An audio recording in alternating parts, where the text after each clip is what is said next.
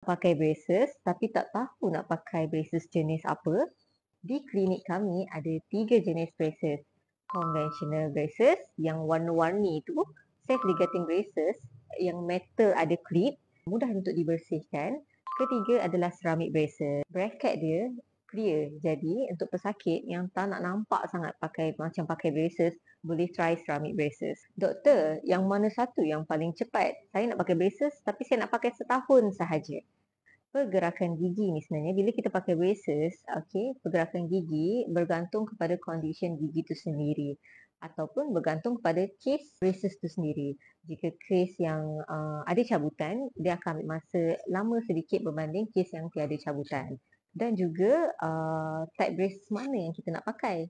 Kalau kita pakai safe ligating braces, selalunya dia akan ambil masa yang lebih singkat. Jadi nak tahu gigi anda sesuai dengan braces yang mana, jom consult di klinik kami.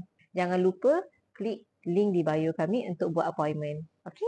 Jumpa anda di klinik.